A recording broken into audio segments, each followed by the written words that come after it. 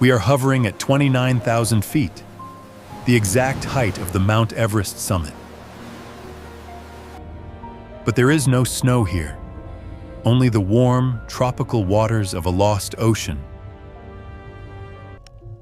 This shell lies on the seafloor today, but one day it will sit on the roof of the world. Look at India. It is not a peninsula, it is a rogue island racing across the globe. It is traveling at 20 centimeters a year. In geological terms, this is a dead sprint. It carries the momentum of millions of years, a continental battering ram aimed directly at Asia. To build our modern world, this ocean must close, and two continents must fuse in violence. Before the crash, the Earth is suffering a fever. We call this the Eocene Hothouse. There is no ice at the South Pole. Antarctica is a lush, green paradise of ferns. The atmosphere is thick. Carbon dioxide levels are more than double what we see today. The heat is inescapable. Crocodiles swim in the warm waters of the London coast. The planet has no air conditioning. The heat is trapped. The global thermostat is broken. Separating the continents is the Tethys Sea, a shallow, warm waterway that circles the equator. For millions of years, marine life has died here, building thick layers of limestone on the floor. This seabed is not just rock. It is a carbon bomb waiting to be detonated. The gap narrows. The ocean floor is being squeezed. There is nowhere for the water to go. On the Asian coast, the warning signs begin. The ground trembles. The sea retreats. The passengers on the Indian Ark feel the vibration. The end of their isolation is here. 50 million years ago, the moment of contact, the unstoppable force meets the immovable object. It is not a fiery explosion. It is a slow, grinding car crash that lasts for eons. The Tethys Sea is extinguished. The ocean floor is forced upward into the sky. The Himalayas are born. The highest walls on Earth are constructed in the blink of an eye. The marine fossils are lifted, 3 miles up, 5 miles up. The seabed becomes the summit. Behind the peaks, the Tibetan Plateau rises. A landmass the size of Europe is shoved into the atmosphere. At first, they are dark scars against the sky, raw, jagged granite, open wounds on the planet's crust. But these walls change the flow of air. They force the warm, wet winds to rise and cool. The Asian monsoon is born. The sky opens up, unleashing torrential rains upon the fresh rock. This is the turning point. Not the crash itself, but the chemistry that follows. The rain reacts with the fresh rock. It strips carbon dioxide out of the atmosphere. The mountains act as a planetary scrubber, washing the heat-trapping gas out of the sky. Year after year, the mountains eat the sky. The carbon blanket is slowly pulled away. The global temperature begins to plummet. The fever breaks. The Earth begins to cool. Thousands of miles away, the consequences are felt. The Antarctic forests begin to die. For the first time in eons, snow falls on the southern pole, and it stays. The Icehouse Earth has begun, triggered by the rise of the mountains on the other side of the world. As the planet cools, the air loses its moisture. The great global rainforests begin to fracture. The canopy collapses. The world is becoming drier. The shadows are retreating. In the sunlight, a biological revolution begins. a new, tough plant takes hold: grass. It spreads like wildfire. For the first time in history, the earth turns gold.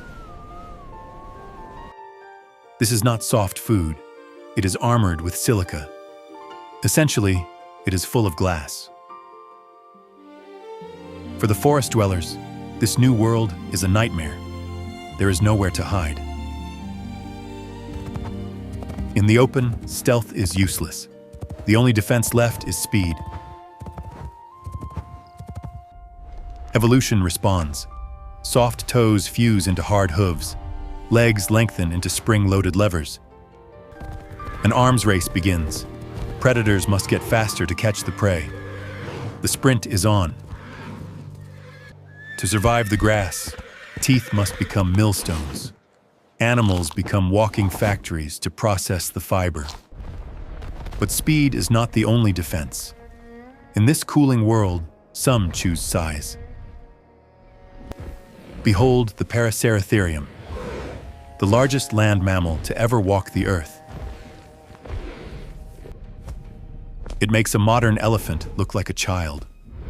20 tons of muscle and bone. It is a survivor of the dry lands, reaching the food that no other rival can touch. They roam the shadow of the Himalayas, giants bred by the cooling climate. Back at the source, the change is complete. The black granite is now white with eternal snow. The white snow reflects the sun's heat back into space. The earth creates its own cooling loop. As ice locks up the water, the oceans recede. Bridges of land emerge from the depths. Currents shift. A river of cold water encircles Antarctica, cutting it off from the world's warmth. The southern continent is sealed in a tomb of ice. The green Antarctica is gone forever. In the north, a new phenomenon appears. The cycle of the seasons becomes violent. For the first time, animals face a season of death. We call it winter. The reptiles cannot survive this, but the warm-blooded mammals have a secret weapon. Insulation. Fur becomes thicker. Metabolism burns hotter. Life turns into a furnace. And for some, the only way to win the game is to sleep until it's over. The hothouse is a memory. The Earth is now a cold, crisp, and seasonal world. But the mountains are not done.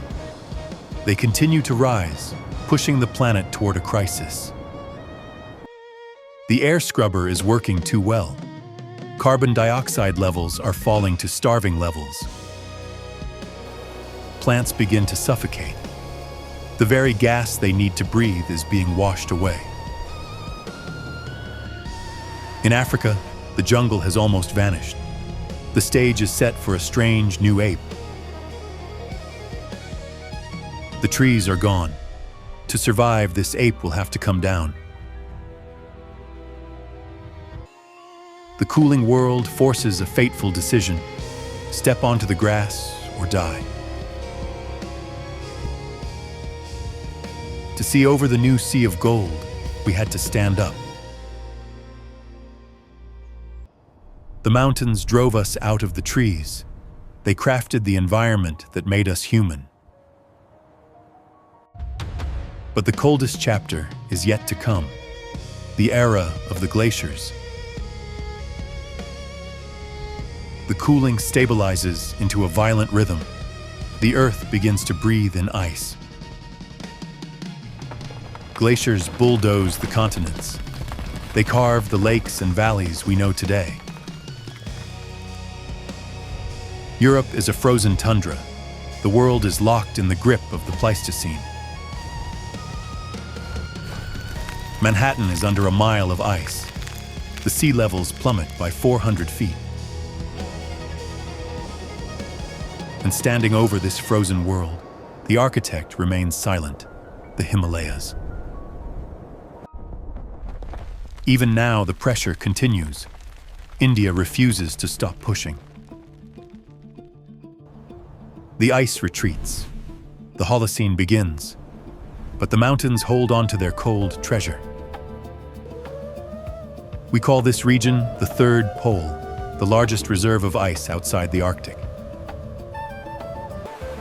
This ice does not just sit here. It melts. It flows. It gives life. Gravity pulls the meltwater down. The geography transforms ice into the planet's arteries. The mountains act as a blockade. They force the ocean winds to stop and release their burden.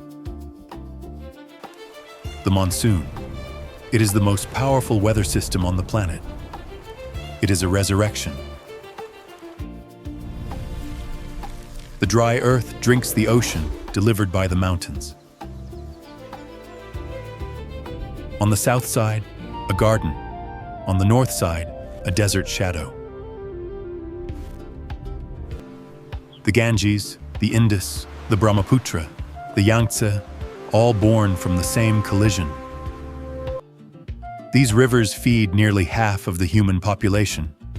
Billions of lives rely on this water.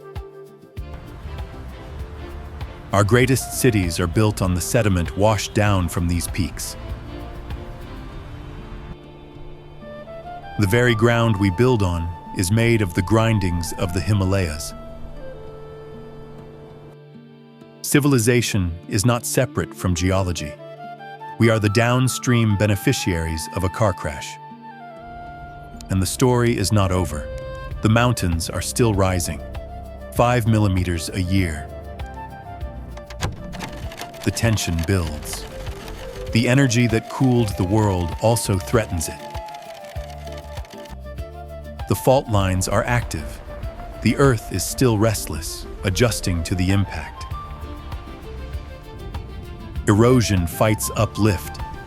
The river cuts down as the rock pushes up, an eternal battle. The mountains are slowly being dismantled, grain by grain, and returned to the sea. The cycle closes. The granite becomes sand. The sand will become stone once again. We climb these peaks to conquer them, but we are only guests on their timeline. We live in the brief, cool interlude created by this stone architecture. Without this collision, our world would still be a tropical hothouse. No ice, no us. The biological diversity of Asia is a direct result of this geological violence. A unique ecosystem, a roof of the world, suspended in the sky. But what happens next? The geological engine is slow, but our impact is fast. We are now reversing the cooling. We are melting the third pole. We are pumping the carbon back into the sky that the mountains took millions of years to hide. Are we turning back the clock? Are we returning to the Eocene? The mountains do not care. They have time. We do not. Look at the Earth at night. A band of darkness separates 2 billion people. The collision zone is not just geological, it is the ultimate political wall. For thousands of years, this wall forced humanity to go around, shaping history's flow. In the shadow of the peaks, we found silence. The mountains became cathedrals of the spirit. We send prayers into the wind, honoring the giants that regulate our world. But nothing is permanent. In another 50 million years, India will disappear entirely. The continent will be consumed by the collision it started, swallowed by the Earth. When the engine stops, the mountains will die. Erosion will grind them into dust. And when the mountains fall, the cooling stops. The hothouse may return. The cycle is long. We are living in a brief, frozen anomaly.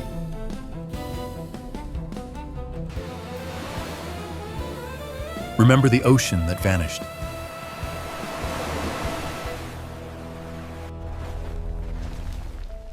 Remember the slow-motion crash that broke the world.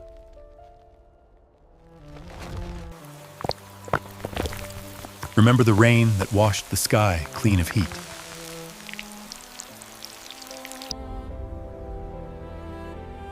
Remember the grass that replaced the jungle. And remember why we stood up. We are the children of the collision. Every time you feel the cool breeze, you are feeling the ghost of the Tethys Sea. Every piece of limestone tells the story of a world that had to die. The Himalayas are not just scenery, they are the air conditioning unit of our planet.